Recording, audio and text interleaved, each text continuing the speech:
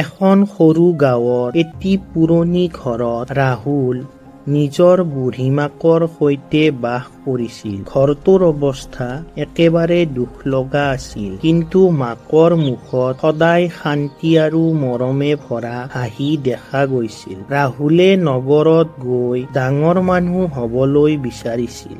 এদিন ৰাহুলে মাকক ক'লে, মা, মই নগৰলৈ যাম, ইয়াত থাকি একো লাভ নাই। মাকে মৃদু হাঁহি মাৰি ক'লে, বেটা, য'তেই থাকিবা সুখত থাকিবা। ৰাহুলে গাঁও এৰি নগৰলৈ গুচি গ'ল। নগৰত আৰম্ভণি বৰ কঠিন আছিল। কেতিয়াবা সি লঘোণে থাকিব লগা হৈছিল আৰু বহুতো সমস্যাৰ সন্মুখীন হৈছিল। কিন্তু লাহে লাহে তেওঁ পৰিশ্ৰমৰ ফল পালে আৰু তেওঁ এটা ডাঙৰ কোম্পানীত কাম পালে। টকা, গাড়ী, ঘৰ সকলো পালে। কিন্তু সি মাকৰ কথা পাহৰি গ'ল। সি কেতিয়াও মাকক ফোন নকৰা হ'ল আৰু মাকৰ খবৰ বাতৰি নোলোৱা হ'ল। এদিন গাঁৱৰ পৰা খবৰ আহিল, তোৰ মা বহুত অসুখীয়া।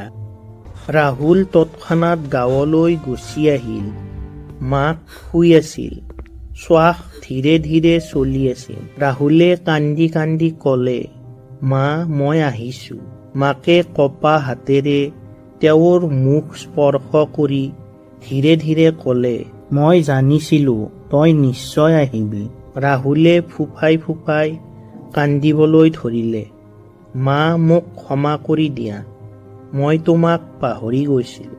মাকে হাঁহি মাৰি ক'লে, বেটা, মা কেতিয়াও খং নকৰে। তাৰ পিছত ৰাহুলৰ মাকে এটা সৰু বাকচ ৰাহুলৰ হাতত দি চকু মুদিলে। ৰাহুলে কঁপা হাতেৰে বাকচটো খুলিলে।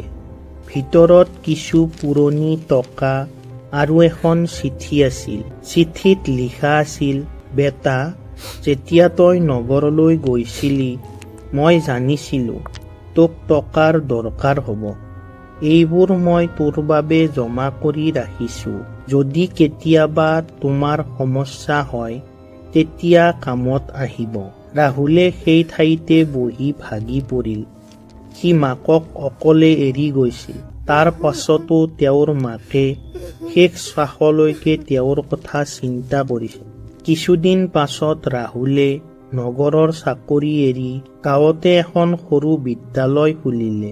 এতিয়া তেওঁ প্ৰতিটো শিশুত নিজৰ মাকৰ সপোন দেখা পায় আৰু প্ৰতিদিনে হৃদয়েৰে কয়, মা, মই এতিয়া ক'তো নাযাওঁ। এই কাহিনীটোৰ পৰাই আমি এইটোৱে বুজিলো যে যি মৰমক আমি অৱহেলা কৰোঁ সেইটো আমাৰ আটাইতকৈ ডাঙৰ শক্তি।